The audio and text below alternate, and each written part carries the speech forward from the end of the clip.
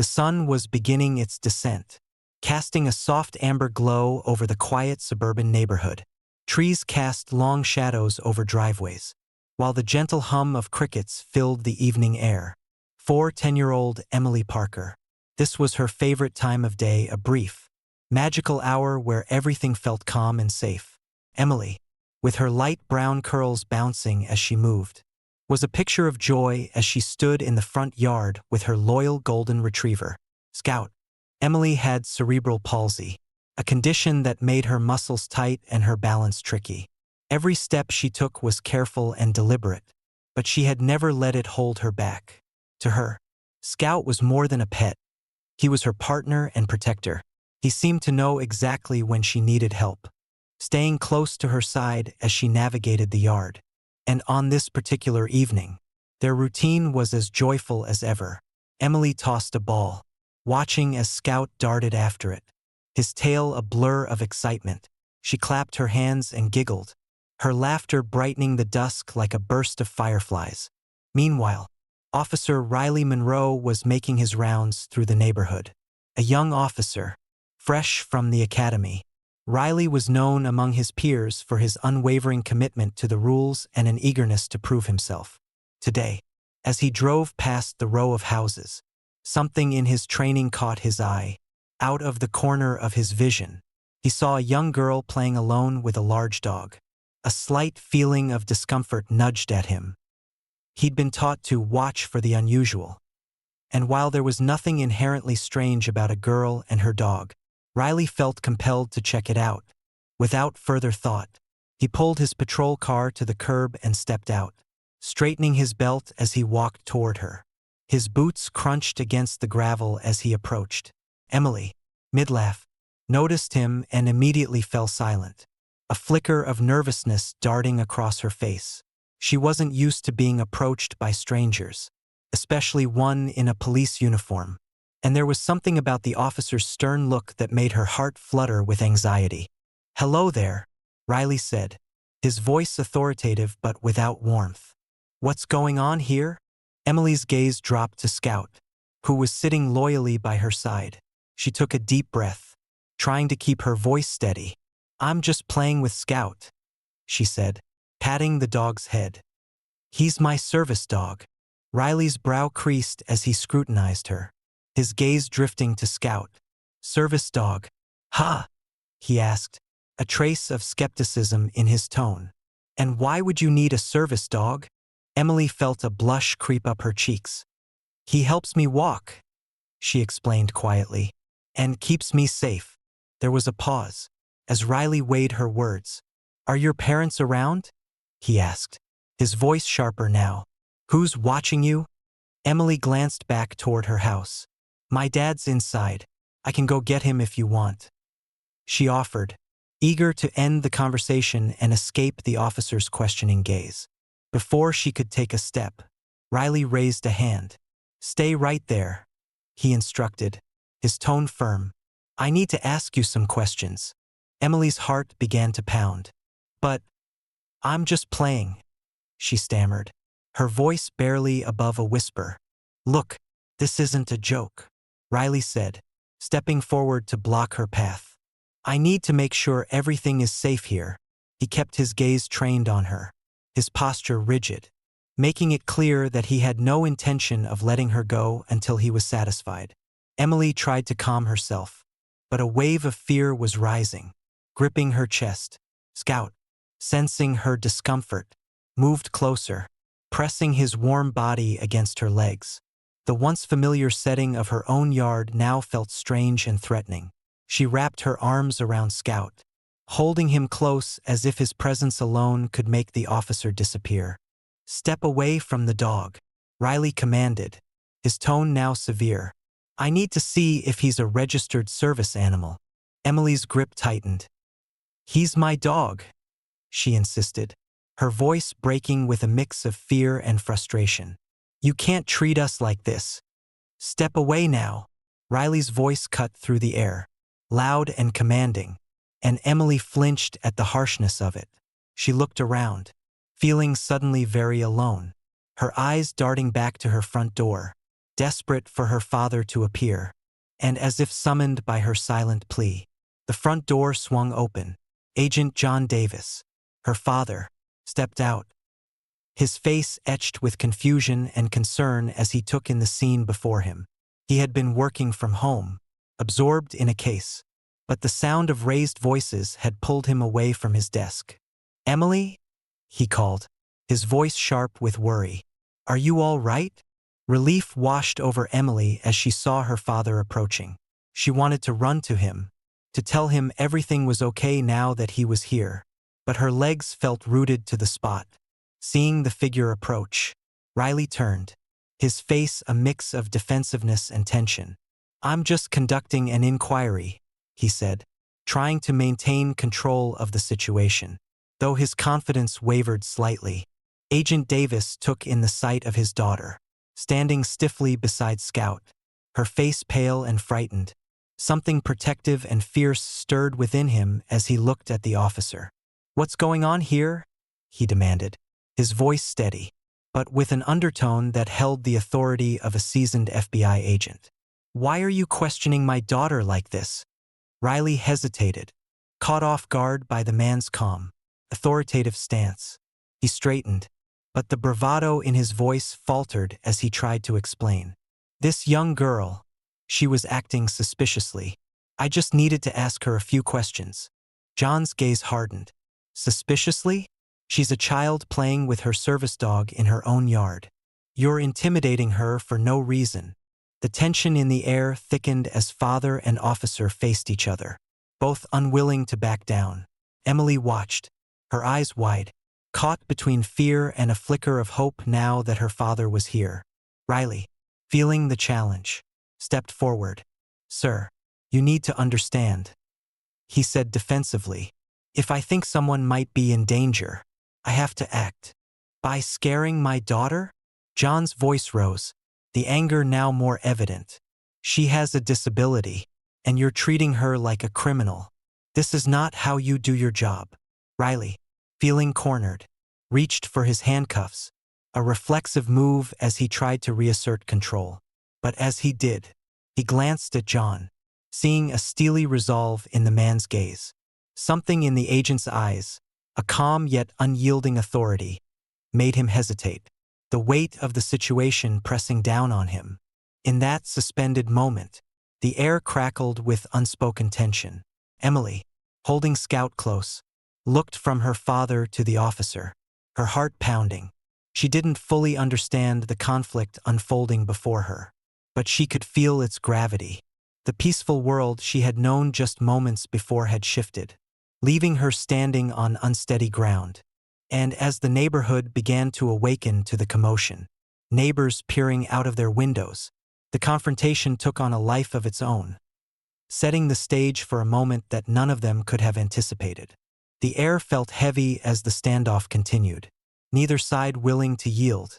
Emily clung tightly to Scout, feeling the weight of the moment pressing down on her small shoulders. She didn't fully understand what was happening, but the tension between her father and the officer was palpable, and it made her stomach twist with unease. Agent John Davis, Emily's father, stood firm, his gaze locked onto Officer Riley. Years of experience in the FBI had taught him to stay calm in the face of tension. But seeing his daughter frightened, her small frame trembling, ignited a fierce protectiveness within him. "Sir," Riley began, trying to maintain control, though his voice betrayed a hint of nervousness. "I need you to step back. This is an ongoing investigation." John's jaw tightened. "An investigation?" he echoed incredulously. "My daughter was playing in her own yard, and you escalated this without cause. There is nothing suspicious here, and you have no right to intimidate her." Emily's heart pounded as she looked between her father and the officer. She wanted to reassure her dad that everything was okay, to tell him that she didn't need to be scared because he was there now. But the intensity of the situation made her feel small and vulnerable, and the once familiar safety of her yard felt miles away. Riley, sensing his authority slipping, held his ground, his voice growing more defensive. "With all due respect, sir," he said, forcing a steadiness into his voice. I have a job to do, and when I think someone may be in danger, I act. That's my duty. John's eyes flashed with frustration, but his voice remained steady, each word carrying a weight that Riley couldn't ignore. Your duty, he said, his tone cutting. Your duty does not include terrorizing a child with a disability. You need to reconsider what you're doing here before this situation gets any worse. Feeling the pressure mount, Riley glanced at Emily, his gaze hardening as he doubled down. Step away from the dog, he commanded again, directing his words at her. I need to check if it's a registered service animal. Emily felt a surge of anger rising, fueled by the fear and frustration building inside her. Scout is my dog, she burst out, her voice trembling but defiant. He helps me, and you can't just treat us like criminals. Her words hung in the air, an unexpected defiance that caught both Riley and John by surprise. For a moment, Riley hesitated, seeing something fierce and brave in her eyes, but he quickly dismissed it, interpreting her words as mere defiance rather than understanding her need to protect her companion. John took a step closer, his stance protective, his gaze sharp and unwavering. You need to back off, he said, his voice low but firm, warning Riley not to push further. You're creating an unsafe situation for my daughter, and I won't allow it. Riley's hand drifted to his belt, where his radio and handcuffs were strapped. He felt cornered, his pride and position challenged. In his mind, backing down now would be admitting defeat. His training told him to take control, to assert his authority. Yet a small, nagging doubt tugged at him, urging him to reconsider. Just then, the front door of a nearby house opened, and another man stepped out, a tall, middle-aged officer with a calm, steady presence. Officer Mitchell, a seasoned member of the force, had noticed Riley's patrol car parked outside and had come to see what was happening. Seeing the heated exchange, he approached with a careful, measured stride, assessing the situation with a practiced eye. Riley, what's going on here? Mitchell asked, his tone firm but neutral. His arrival broke the tense silence, and everyone turned to him, the strain in the air lessening slightly with his presence. Riley, caught off guard, struggled to maintain his composure. This girl was acting suspiciously, he explained, his tone defensive. I was just checking to make sure everything was safe. Mitchell raised an eyebrow, his gaze shifting to Emily and then to John, who still held his ground, watching the officers with a wary, protective intensity. And did you find anything to suggest otherwise? Mitchell asked, his voice even, but there was a hint of reproach that didn't go unnoticed. Riley hesitated, his initial certainty beginning to waver under Mitchell's scrutiny. No, but, he trailed off, searching for words to justify his actions. Mitchell nodded slowly, understanding more than Riley was saying. He had known Riley for a while and knew his tendency to overreact in the face of unfamiliar situations. Riley, he said calmly, we have protocols for handling these kinds of situations, especially when children are involved. Let's not escalate things unnecessarily. Riley looked away, the weight of Mitchell's words sinking in. He took a small step back, glancing at Emily, who was still clutching Scout protectively, her face a mixture of fear and resilience. For the first time, he seemed to realize the impact of his actions, and a flicker of regret crossed his face. Mitchell turned to John, nodding respectfully. Sir, I apologize for the trouble. We're here to ensure safety, not to intimidate anyone. John gave a slight nod, though his posture remained guarded. I appreciate that, he replied, his voice measured. But I expect officers to approach situations like these with respect and caution. My daughter deserves to feel safe in her own yard. Emily looked up at her father, the tightness in her chest beginning to ease as she felt the tension in the air subside. She could see her father's steady resolve, and it gave her strength, reminding her that she wasn't alone in this. Mitchell, sensing the need for a clear resolution, addressed Riley once more. Let's step aside and discuss this, he suggested, guiding the younger officer a few paces away. As the two officers spoke quietly, John knelt beside Emily, gently placing a hand on her shoulder. Are you okay, sweetheart? He asked, his tone softening. Emily nodded, her voice barely a whisper. I'm okay, Dad. I was just scared.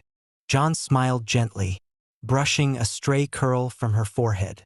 You were brave, he said, pride evident in his voice. I'm proud of you for standing up for yourself. Emily smiled, the tension draining from her face. Scout, sensing the calm return, leaned into her, his tail wagging softly. She wrapped her arms around him, finding comfort in his presence. After a moment, Officer Mitchell returned, his expression thoughtful. He looked at John and Emily, offering a respectful nod. Again, I'm sorry for the misunderstanding, he said. We'll make sure this doesn't happen again. John straightened, his gaze unwavering. Thank you, Officer Mitchell. I appreciate your professionalism. He turned to Riley, who was now standing a step behind, his face a mix of defensiveness and discomfort. Riley cleared his throat, his voice quiet but sincere. I may have misjudged the situation, he admitted, his pride making the words difficult to say. I'm sorry for any distress I caused. John nodded, accepting the apology, though the intensity in his gaze remained. Let this be a reminder, he said, his tone steady, to approach every situation with care, especially when it involves children. With that, the encounter drew to a close. Mitchell placed a firm hand on Riley's shoulder, guiding him back to the patrol car, leaving John and Emily standing in the fading light of the evening. The neighbors, who had been watching from a distance, slowly began to retreat back into their homes, murmuring quietly among themselves. John wrapped an arm around Emily's shoulders, guiding her back toward the house. Let's go inside, he said softly, and take a moment to breathe. As they entered their home, Emily felt the warmth and comfort of her familiar surroundings settle around her like a protective shield. The adrenaline was beginning to wear off, replaced by a quiet exhaustion. In the safety of her home, she looked up at her father, the last traces of fear leaving her eyes. Thank you, Dad, she whispered. Thank you for being there. John smiled, bending down to hug her close.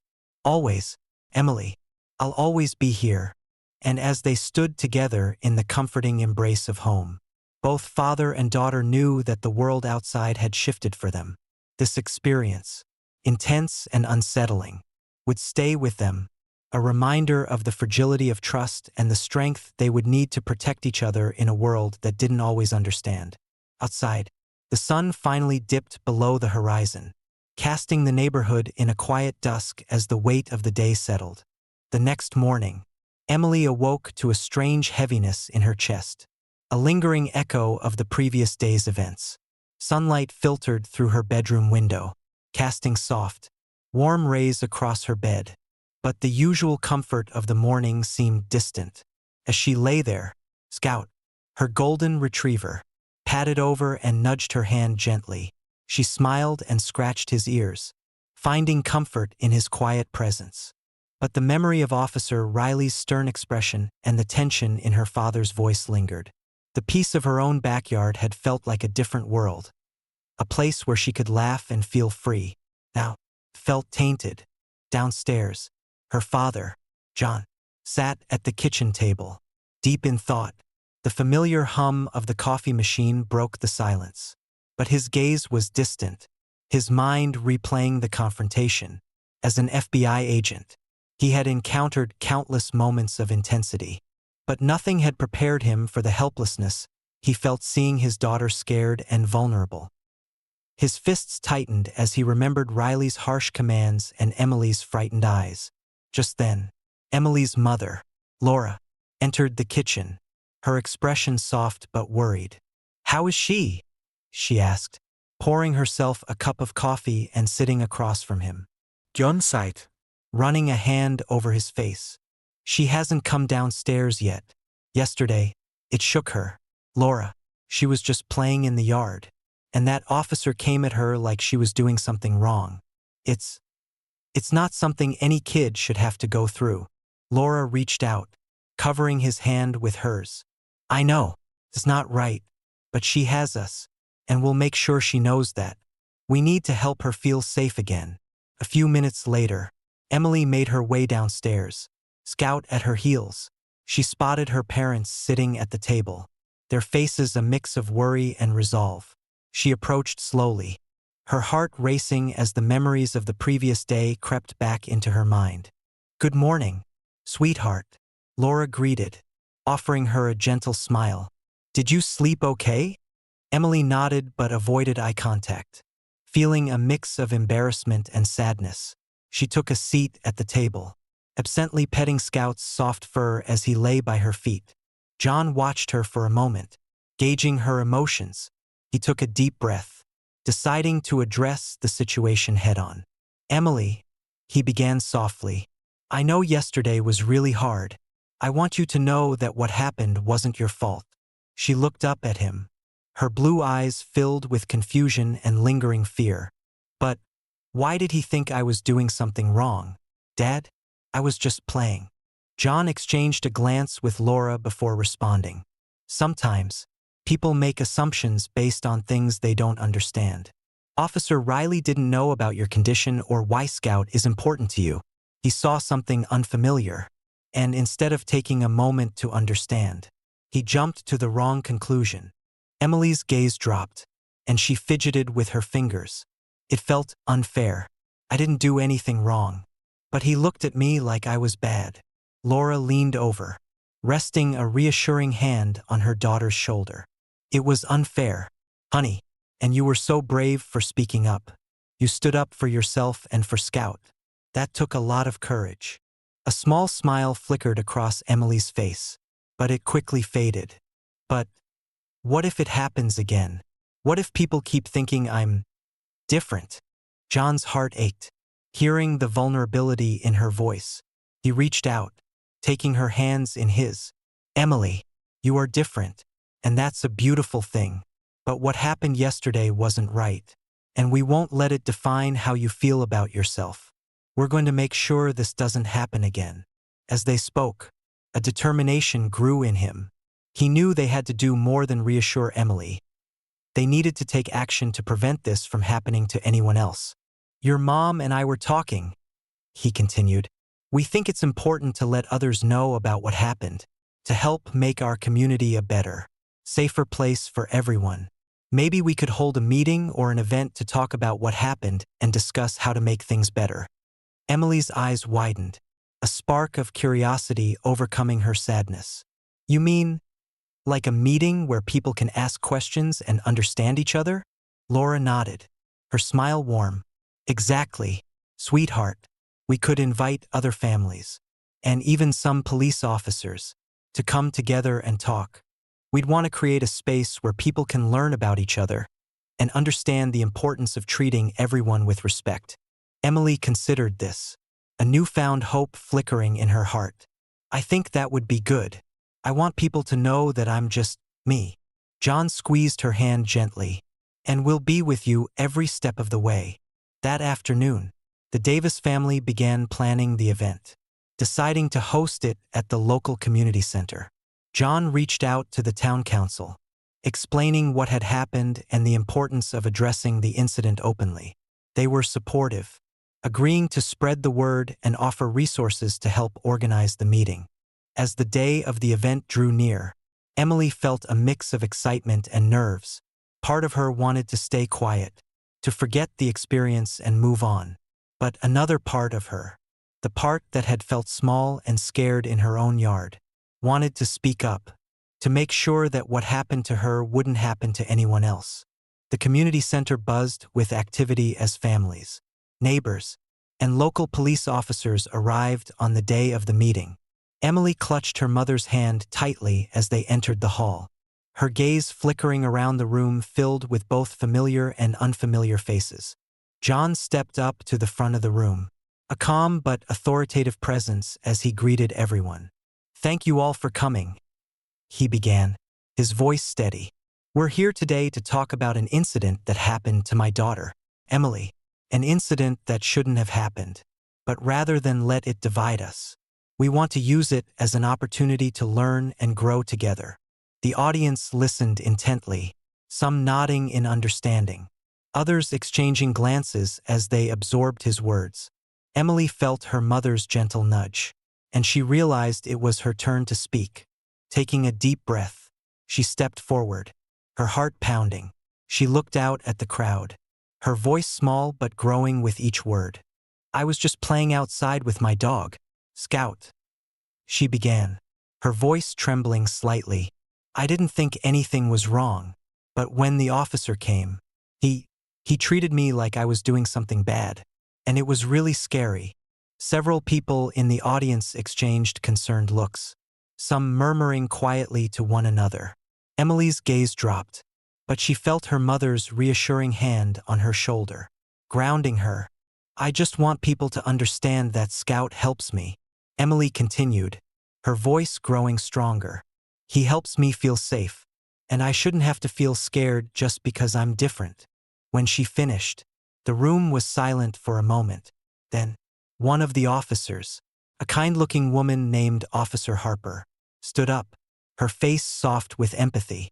"Emily," she began, addressing the young girl directly, "I want to thank you for sharing your story, and I want you to know that we, as police officers, are here to protect you and everyone else. Sometimes, we don't understand everything right away, but it's events like this that help us learn. I'm sorry for what happened, and I hope we can do better." Emily nodded, feeling a warmth in her chest, as if the weight of the previous day was slowly lifting. She glanced over at her parents, their supportive smiles encouraging her. The meeting continued, with other community members sharing their thoughts and concerns. John and Laura spoke passionately about the importance of empathy, of looking beyond assumptions and treating everyone with dignity. The discussion was powerful, and as the meeting wrapped up, many people approached Emily, expressing their gratitude and admiration for her bravery. As the family walked home that evening, Emily felt lighter, her heart filled with a newfound hope. She knew that the scars of the experience might never fully fade, but she also knew that her voice had made a difference. She had taken a stand, not just for herself, but for others who might feel misunderstood or overlooked. At home, she hugged her parents tightly, feeling the warmth of their love and the strength of their support. "Thank you for helping me, Dad," she whispered to John. "Thank you for making sure I'm safe." John smiled, his heart swelling with pride. "Always, Emily, and remember, you're stronger than you think. You don't have to be afraid to be yourself." As she went to bed that night, Emily felt a sense of peace. She knew that, together, they were creating a brighter future, one where no one had to feel small or afraid for being who they were. And as she drifted off to sleep, she held on to that thought, knowing that no matter what challenges lay ahead, she had the courage to face them head-on. In the weeks following the community meeting, life slowly returned to normal for Emily. Yet, the experience with Officer Riley had changed her perspective, sparking a sense of purpose within her young heart. She felt a newfound responsibility, not just for herself, but for others who might feel vulnerable or misunderstood. With her parents' support, she wanted to continue the conversation and make a lasting difference in her community. One Saturday morning, Emily sat with her parents at the kitchen table, sketching out ideas in her notebook. Scout lay curled up at her feet, his gentle presence a constant comfort. "I want to do more," Emily said, tapping her pencil against the page. "I want to help people understand each other better, so that no one feels scared like I did." John and Laura exchanged proud glances. They had seen Emily grow stronger and more resilient after the incident, and her courage inspired them to take action. "What do you think we could do?" Laura asked, leaning forward with interest. Emily thought for a moment. "Maybe we could have something like a fun day, a day where everyone can come together and get to know each other. We could invite people from the community, including the police, and just have fun together. Games, food, maybe even a little forum where people can talk. John nodded thoughtfully. That sounds like a great idea, Emily. Bringing people together in a relaxed setting might help everyone see each other as just people. Emily's eyes lit up with excitement. Can we call it building bridges? Because it's like we're building connections between everyone, even if they're different. Laura smiled, touched by her daughter's thoughtfulness. I think that's the perfect name. Emily, let's make it happen. They spent the next few weeks planning the event, reaching out to the local community center to reserve space and coordinating with local businesses for donations of snacks, drinks, and supplies. John connected with the police department, explaining their goal to create an open, friendly space where the community and police could connect. The word spread quickly through the neighborhood, and soon families, friends, and even students from Emily's school began talking about building bridges. It became a buzz in the community, a beacon of hope and unity. Finally, the day arrived. The community center was transformed with colorful banners, tables laden with homemade treats, and a wide array of games set up for children and adults alike. A large banner hung across the entrance, proudly displaying the words "Building Bridges, Together for a Better Community." Emily arrived with her parents early, her heart racing with excitement. She wore a bright, cheerful smile and a name tag with "Event Organizer" written in bold letters. She watched as families and neighbors began to arrive, greeting each other with warm smiles and laughter. Officer Harper, the kind woman from the meeting, was one of the first police officers to arrive. She greeted Emily warmly, giving her a gentle nod. "Thank you for inviting us, Emily. This is a wonderful idea." Emily beamed. "Thank you for coming, Officer Harper. I'm glad you're here." As the event picked up, laughter and conversation filled the air. Children ran around, playing games and making new friends, while adults chatted over coffee and snacks. The atmosphere was one of camaraderie and joy, and the initial nervousness that some felt about interacting with the police slowly faded away. Emily moved through the crowd, introducing people to each other and making sure everyone felt included. She watched with pride as neighbors connected with officers, breaking down the invisible barriers that had once existed between them. Later in the day, Emily gathered everyone for the main event, a brief forum where people could share their experiences and thoughts. She stepped up to a small stage, her voice clear and steady as she addressed the crowd. "Thank you all for being here today," she began, her smile radiating warmth. "We're here because we want to understand each other better and create a place where everyone feels safe. I know that sometimes people are scared or feel different, but today, we're building bridges." Her words were met with applause, and as she stepped back, Officer Harper took the microphone. She spoke earnestly, her voice filled with appreciation. "I want to thank Emily and her family for organizing this event. It's not often that we get the chance to truly connect with our community like this. We're here to protect and serve, but it's important for us to remember that we're also here to listen and learn from each of you." After Officer Harper spoke, a few community members took turns sharing their stories. Some recounted positive interactions with the police, while others expressed concerns and hopes for a more understanding relationship between law enforcement and the community. One woman named Mrs. Thompson, a longtime resident of the neighborhood, spoke with emotion. "I've lived here for years, and it's been hard to see how sometimes people don't understand each other. Today gives me hope that we can work together to make this a better place for everyone." As the forum ended, Emily felt a surge of pride and gratitude. She had not only brought her community together, but she had also helped create an environment where people felt heard and respected. The event continued with more games, laughter, and conversation as the sun began to set, casting a warm glow over the gathering. Emily looked around, taking in the sight of people connecting, sharing, and laughing together. As the event wound down, people began to thank Emily and her family, expressing their appreciation for the effort and thought that went into organizing building bridges. Officer Harper approached Emily once more, her expression warm and sincere. "You did an amazing job, Emily. You're helping to make a real difference here." Emily smiled, her heart swelling with pride. "Thank you, Officer Harper. I just want everyone to feel like they belong." As they packed up and prepared to head home, Emily felt a sense of accomplishment and hope. She knew that there was still work to be done, but she was determined to keep the spirit of building bridges alive in her community. As she walked home with her parents, hand in hand, she looked up at them with a bright smile. "What do you think we should do next?" John chuckled, squeezing her hand. "I think you're already doing more than most adults ever do. But if you have more ideas, we'll be right here to help you." Emily laughed, feeling a deep sense of fulfillment. She knew this was just the beginning of her journey to make a difference. And with her parents' support and her own unwavering spirit, she felt ready to take on whatever challenges lay ahead. In the weeks that followed the Building Bridges event, Emily noticed a shift in the atmosphere around her community.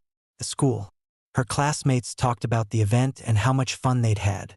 Some of them shared how they felt more comfortable around the police now, while others expressed pride in what their community had achieved together. For the first time, Emily saw a sense of unity forming around her, a feeling that things were starting to change for the better. But Emily's work wasn't done. She wanted to keep the momentum going, so she began thinking of new ways to bring her community together and deepen the impact of their efforts. One evening, as she was discussing her ideas with her parents, an idea sparked in her mind. What if we hold regular workshops or forums where people can come together and talk about their experiences? Emily suggested, her eyes lighting up with excitement. We could invite people from different parts of the community, police officers, community leaders, even kids like me. That way, everyone has a voice. John and Laura exchanged proud smiles. "That's a fantastic idea, Emily," Laura said. "And I'm sure people would appreciate having a safe space to share their thoughts and concerns."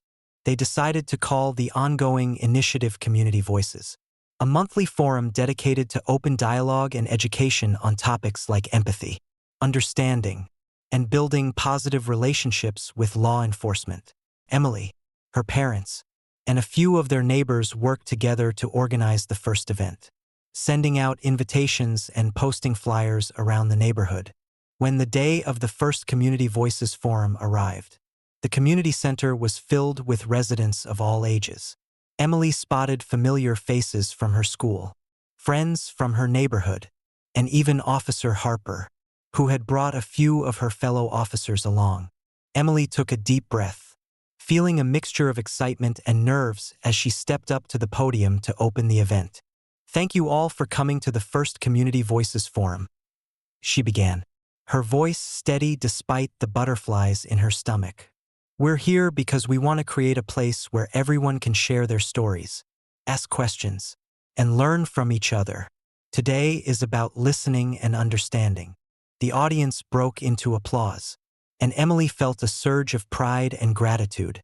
She introduced the first speaker, a local community leader who talked about the importance of empathy and the power of understanding different perspectives. The audience listened attentively, nodding and responding with murmurs of agreement. After the initial speech, they opened the floor for discussion. Emily watched as people began to raise their hands, eager to share their thoughts. One by one, community members spoke about their experiences, some positive, others filled with questions and concerns. A woman named Mrs. Rivera, a grandmother who had lived in the neighborhood for decades, spoke about her worries for her grandchildren. "I want my grandchildren to grow up feeling safe," she said, her voice trembling with emotion. "But I also want them to feel comfortable around those who are supposed to protect them." Officer Harper responded with compassion, explaining how the police department was working to improve their relationship with the community and ensure that every child felt safe and respected. She thanked Mrs. Rivera for sharing her perspective, promising to take her concerns to heart.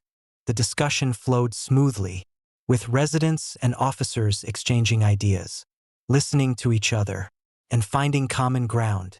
Emily felt a deep sense of satisfaction as she watched her community come together, united in their desire to make things better. As the forum wrapped up, Emily stepped back to the podium to close the event.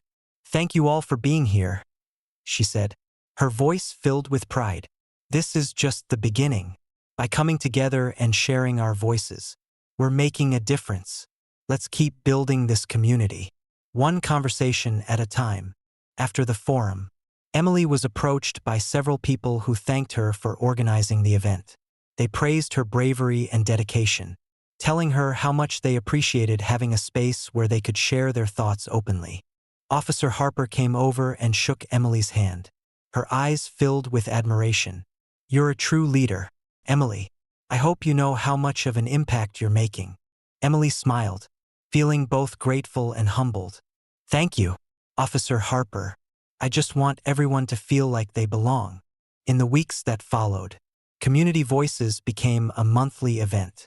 Each session brought new faces and fresh perspectives, as well as returning community members who were eager to continue the dialogue. Emily, her friends, and her family worked tirelessly to make each event meaningful, inviting guest speakers and organizing activities that encouraged empathy and understanding. As time went on, Emily saw real changes unfolding. People in the community started to approach each other with more kindness and openness. And even children at school talked about how they felt safer and more connected. The police officers who attended the forums became familiar faces, greeting residents by name and stopping to chat with them as they patrolled the neighborhood. One day, as Emily was walking home from school with Scout, she overheard two of her classmates talking about Community Voices. "I went to the last forum with my mom," one of them said, smiling. "It was really cool to hear everyone's stories. I think the police are trying to understand us more now." The other classmate nodded. "Yeah, my family went too. I used to be a little scared of the police, but now I feel like they're just people trying to do their jobs." Emily felt a warm glow of pride as she listened to them. It was exactly what she had hoped for, a community that felt safe, respected, and connected. Months passed, and Community Voices became a beloved tradition, something that brought everyone together to reflect, learn, and grow. Emily's initiative had sparked something powerful, a movement that rippled through the neighborhood, changing lives and strengthening bonds. Looking back, Emily knew that the incident with Officer Riley had been a turning point, a moment of fear and misunderstanding that had blossomed into something beautiful and transformative. She had taken that experience and turned it into a beacon of hope, proving that even one small voice could spark meaningful change. As she walked through her neighborhood, greeting friends and neighbors, Emily knew that she would continue to build bridges for as long as she could. She had found her purpose, and she was ready to carry it forward.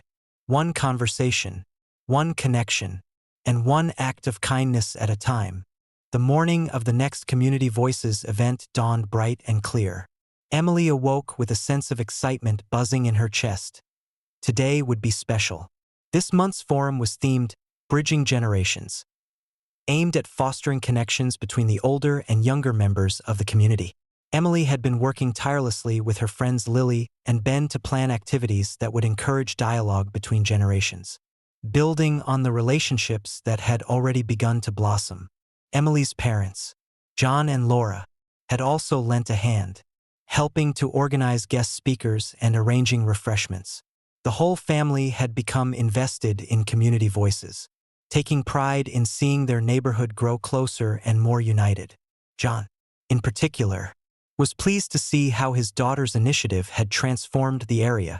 "You're doing something truly remarkable, Em," he told her over breakfast. "It's not every day that someone your age takes the lead like this." Emily blushed, feeling the familiar rush of pride and gratitude. "I just want everyone to feel like they belong," she replied, her voice soft but filled with determination. "Today, I really hope the older generation will feel that they're part of what we're building." By mid-morning, Emily and her friends arrived at the community center to set up. The theme of Bridging Generations was reflected in the decorations. Handmade banners with phrases like, "Together we're stronger," and "Learning from each other," hung across the walls, while tables were arranged to encourage small group discussions. They had also set up a memory wall, where attendees could post photos and notes sharing memories of the neighborhood. The forum kicked off with a few opening words from Emily, who thanked everyone for coming. "Today is about learning from each other," she said, smiling at the diverse faces in the crowd. "Whether you're 10 or 80, you have something valuable to share. Let's make this a day to remember." The first activity involved pairing people from different generations to share stories about their lives. Emily watched as grandparents sat with teenagers, talking about what life was like when they were young, sharing stories of resilience and change. One elderly gentleman named Mr. Thompson, who had lived in the neighborhood for over 60 years, captivated his young audience with tales of his childhood adventures, while a group of young teens listened with wide eyes, asking questions and laughing along. As Emily moved around the room, she saw her friend Lily deep in conversation with Mrs. Harrison, an older woman who was sharing her passion for gardening. Ben, meanwhile, was laughing with a group of retirees who had taken a liking to his outgoing nature. The room was filled with the buzz of conversation, and Emily felt a surge of pride at how natural these connections seemed. Next, they introduced an art activity where participants would work together to create a mural representing the community's past, present, and future. Emily handed out brushes and paints, encouraging everyone to add their own piece. She watched as Mr. Thompson painted an old streetcar he remembered from his youth, while a group of kids painted colorful flowers, trees, and the playground they loved. The mural became a vibrant tapestry of memories, hopes, and shared experiences. One of the most powerful moments of the day came during the open mic session. Mrs. Evans, a grandmotherly figure with a gentle voice, stood up to share her story. She spoke about how the neighborhood had changed over the years and how proud she was to see young people like Emily leading the way in building a stronger community. "When I was younger, we didn't always have opportunities to speak up or be heard," Mrs. Evans said, her voice tinged with emotion. "But today, seeing you all here and the kindness you've shown me, it's a gift. Thank you, Emily, for giving us this space." The crowd erupted in applause, and Emily's heart swelled with emotion. She hadn't realized the profound impact community voices had on the older generation until that moment. She glanced over at her father, who was watching with pride, his eyes shining with tears. After the open mic, Officer Harper, who had become a strong supporter of the initiative, took a moment to address the group. "This forum has been a reminder of what community really means," she said, nodding at Emily. "It's not just about buildings and streets. It's about people. Thank you, Emily, for bringing us all together." With the day winding down, Emily noticed an elderly couple sitting quietly, observing everything with warm smiles. She walked over and introduced herself, learning that they were Mr. and Mrs. Lee, longtime residents who hadn't attended previous events. They expressed how much they appreciated the forum and the way it was bringing neighbors together. "You know," Mr. Lee said, smiling at Emily, "I used to worry that our community was losing its heart. But seeing what you and these wonderful young people are doing, I feel hopeful again." The day concluded with a group photo in front of the mural, everyone smiling and holding hands. As the camera clicked, Emily felt a deep sense of fulfillment. They had managed to bridge generations, bringing people together who might never have crossed paths otherwise. That evening, as Emily reflected on the day's success, she realized how much she had grown since the incident that had sparked this journey. Community Voices had become more than just an event. It was a beacon of change, a testament to the power of empathy and connection. Before going to bed, Emily posted a thank you message on the community's social media page, expressing her gratitude to everyone who had participated. As she hit send, she felt a surge of excitement for the future, knowing that this was only the beginning. Together, they were creating a community bound not by proximity, but by understanding and respect. A month after the Bridging Generations event, Emily and her friends found themselves preparing for a new chapter in the Community Voices initiative. This time, they wanted to focus on an issue close to many families' hearts: creating a safer neighborhood for children and youth. inspired by recent discussions about community safety and the role of local institutions. Emily and her team decided to hold a special event called Safe Streets, inviting residents, local law enforcement, and city council representatives to participate.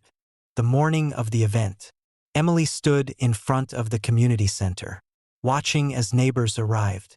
Families walked in with their children, chatting excitedly. Some teens from her school showed up as well, looking curious but eager to participate.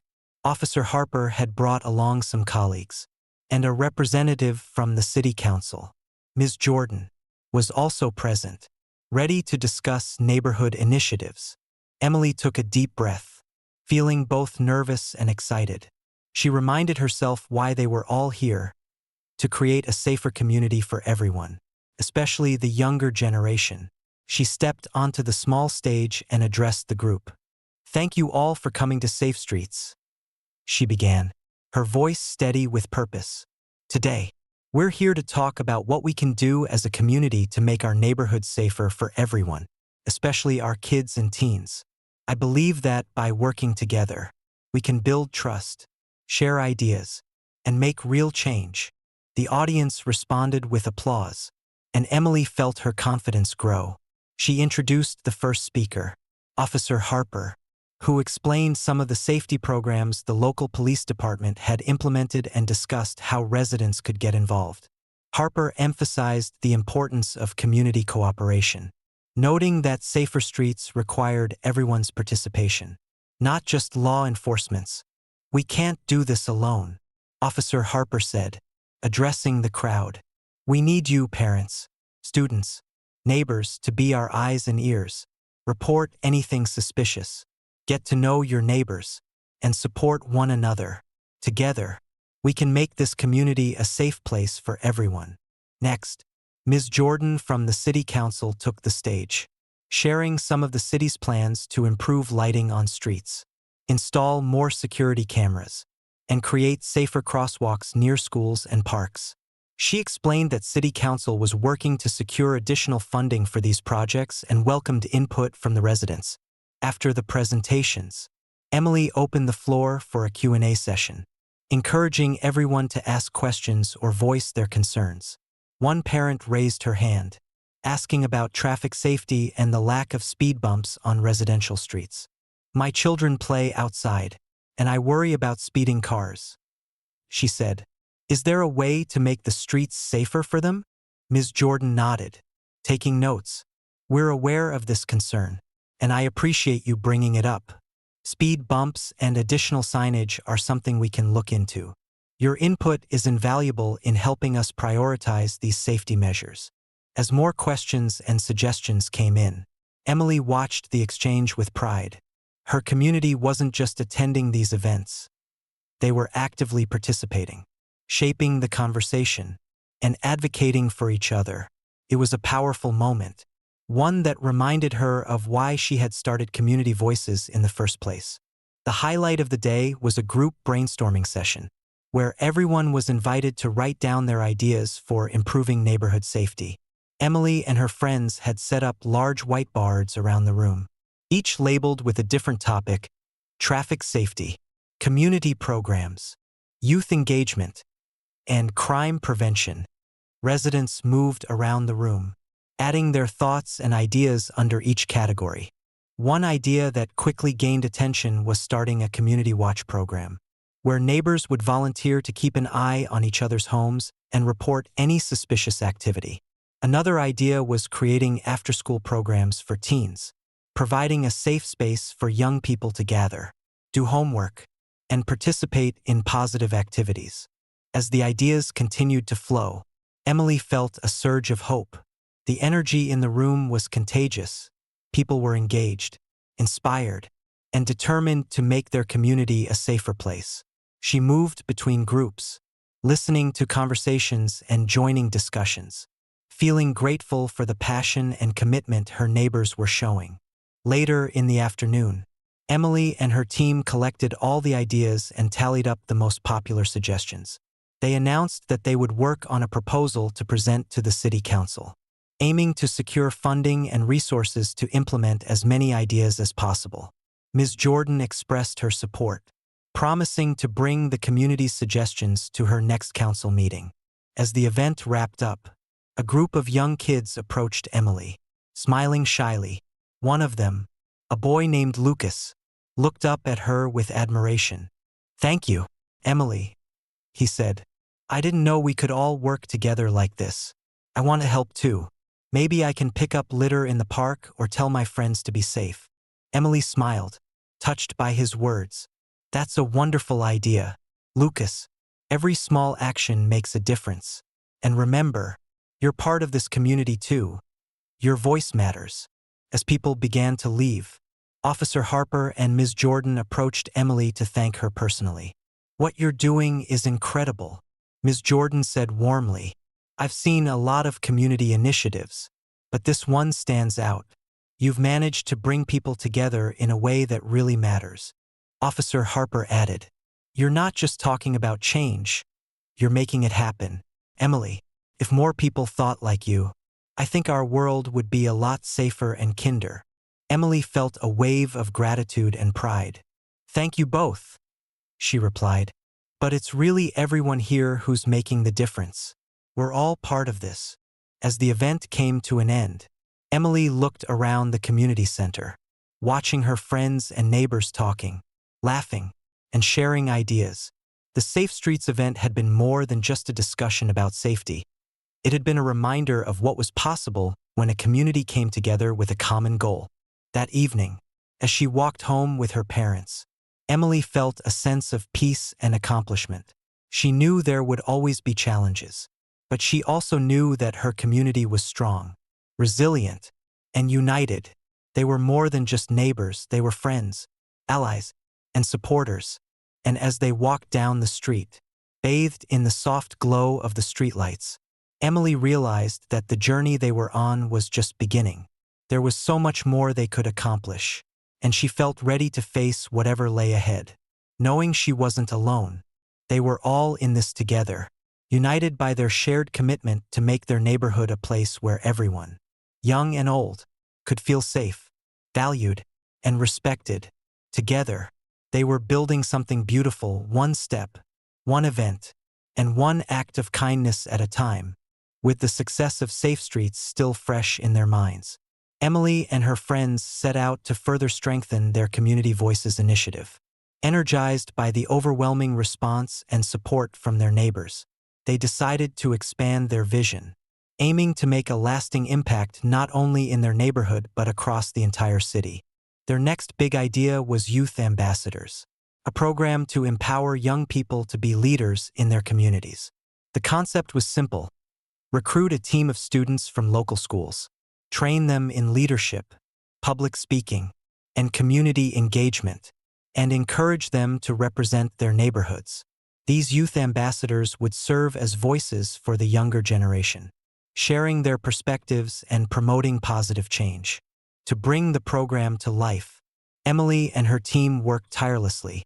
They met with teachers, school counselors, and local leaders to spread the word and gather support.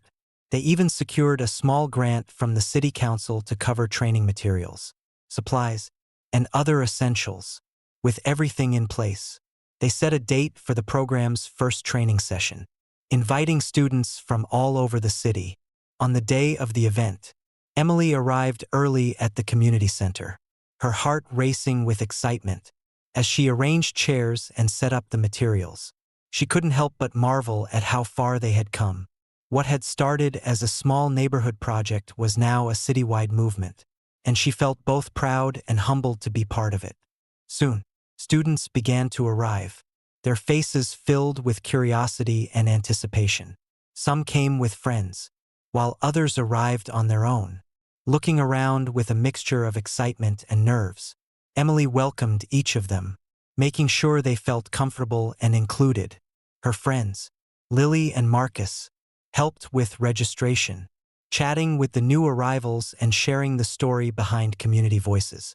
As the room filled, Emily took the stage, feeling a familiar mix of excitement and responsibility. She looked out at the crowd of young faces, each one filled with potential, and took a deep breath. "Welcome to the Youth Ambassadors Program," she began, her voice strong and steady. "We're here because we believe in the power of young people to make a difference. Today, we're going to learn, share, and start building a future where everyone's voice matters. You are the leaders of tomorrow, and we're here to help you find your voice." The students clapped, and Emily felt a surge of confidence. She introduced the first activity, an icebreaker designed to help everyone get to know each other. The students broke into small groups, sharing their names, schools, and reasons for joining the program. Laughter and friendly conversation filled the room as they began to connect. The morning continued with workshops led by guest speakers, community leaders, activists, and even a city council member. They shared stories of their own journeys in community service, emphasizing the importance of empathy, resilience, and courage. Each speaker encouraged the students to believe in their ability to create change, no matter how young they were. During a break, Emily moved around the room, checking in with each group.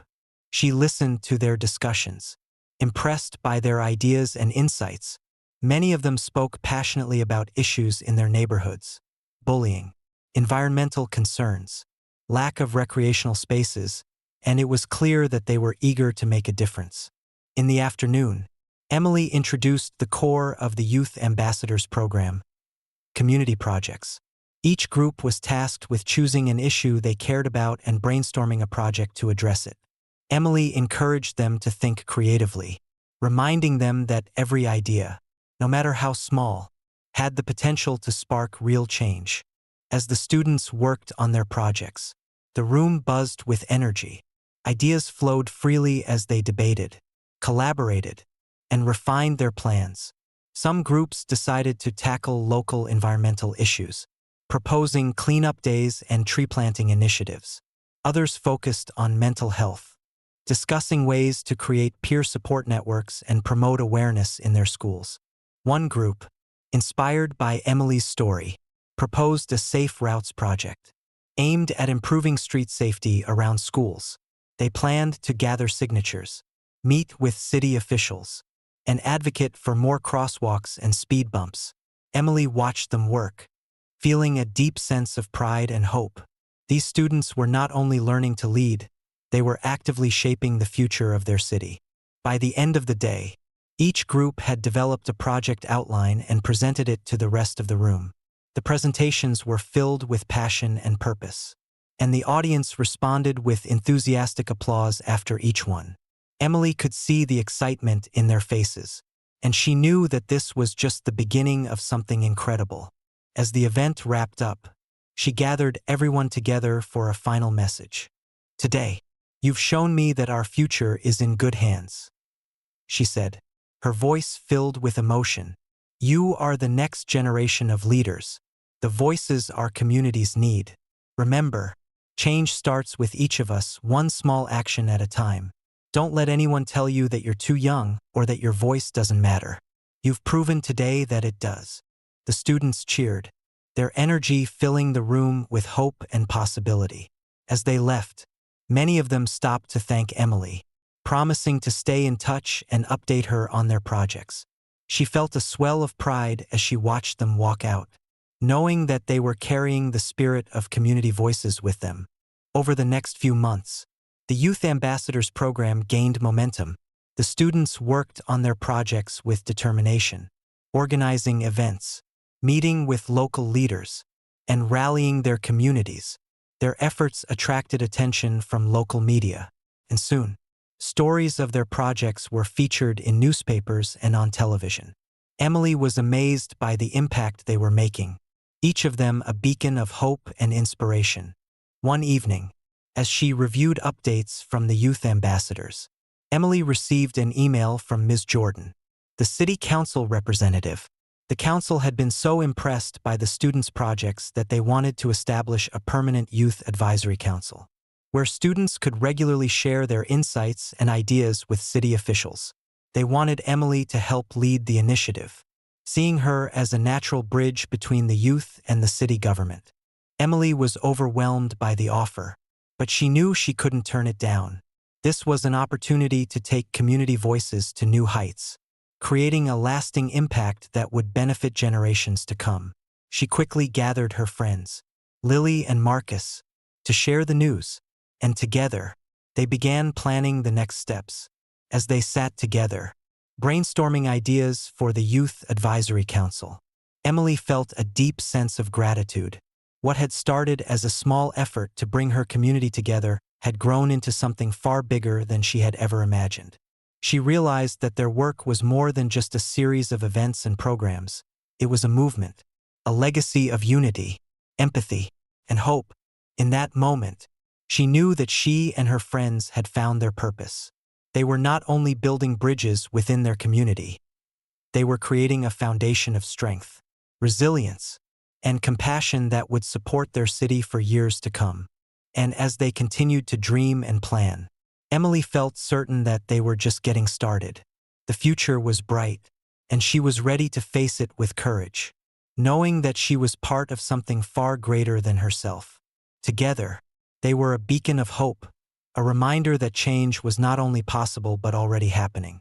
One voice, one action, and one community at a time,